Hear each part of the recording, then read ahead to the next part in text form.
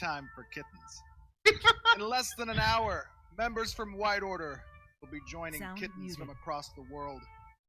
You will be launching the largest defense in the history of Auroria. Auroria. That word should have new meaning for all kittens today. We can't be consumed by our petty differences anymore. We will be united in our common interests. Perhaps it's fate that today is the 26th of February.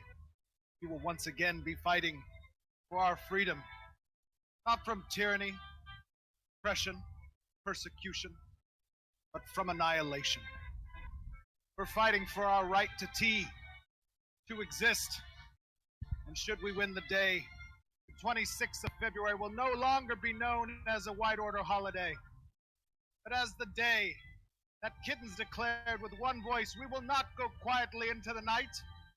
We will not vanish without a fight. We're going to live on. We're going to survive. Today, we celebrate our Independence Day.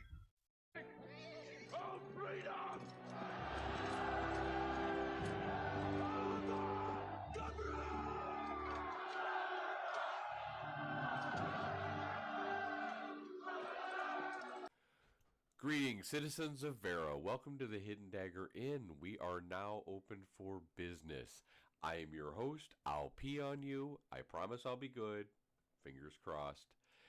In today's episode, we're going to be discussing something you just witnessed. Yes, that was our very own Stephen Sharif giving an inspiring speech in Arcade just before one of his large-scale battles with his guild.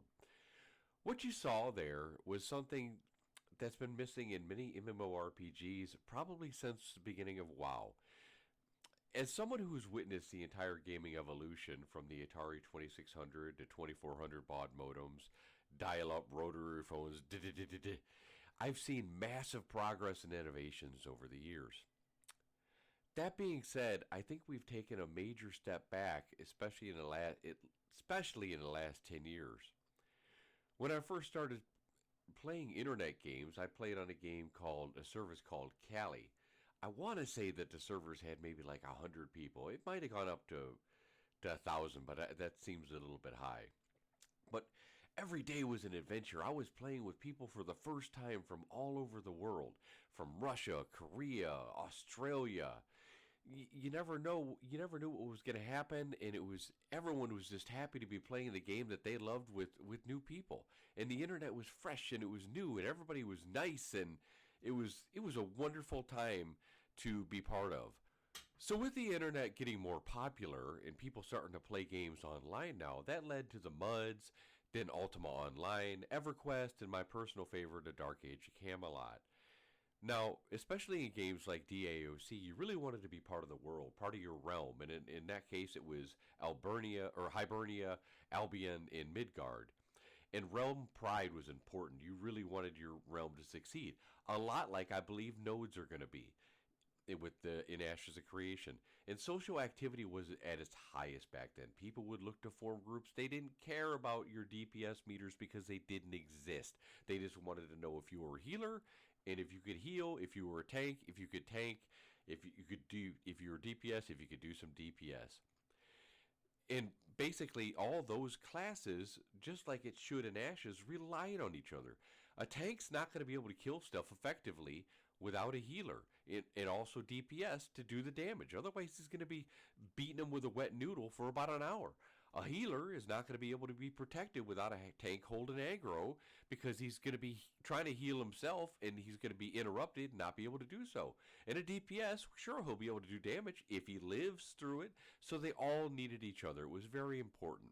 Now, if you're one of those people nowadays that join groups and, oh, I don't like you for whatever reason, you don't do enough damage or you don't heal very well, I'm leaving your group.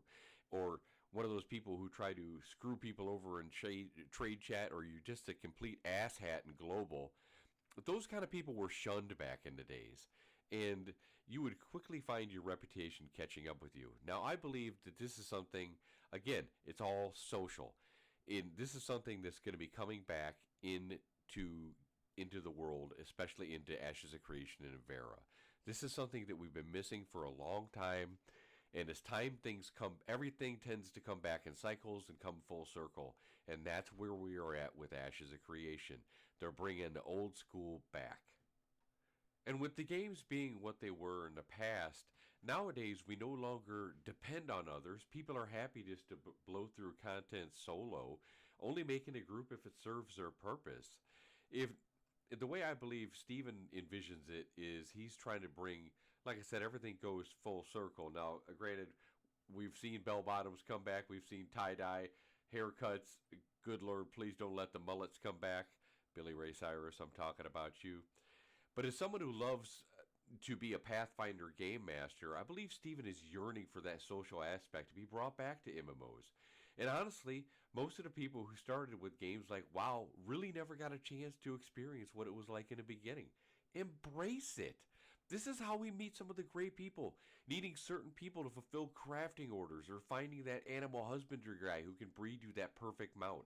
Recognizing the imprint on your sword from your master blacksmith and knowing his name.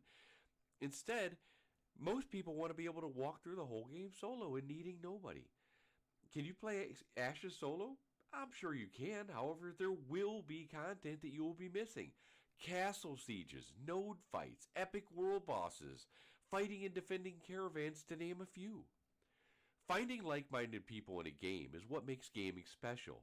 You never know who you're going to stumble across that makes someone you'll be in contact with the next 20 years. You're going to make a great friend. This is a world where the teenagers will send a text instead of talking to a person on the phone simply because they don't have the skills to do so. They've lacked those social skills. So make sure if you're wary about Ashes and the whole group aspect and bringing the old school back, don't be. Make sure you give it a chance. Let Ashes of Creation be your social platform. Find a guild that suits you. Get out there and meet people. Embrace your node and what Ashes, all the stuff Ashes has to offer us. If you like this video, guys, please like and subscribe. Thank you for watching. I hope you come visit me in my Twitch channel. I would love to hear your comments on what games you've played in the past with great social structures and systems. Thanks a lot, guys. Have a great day, Vera. Bye-bye.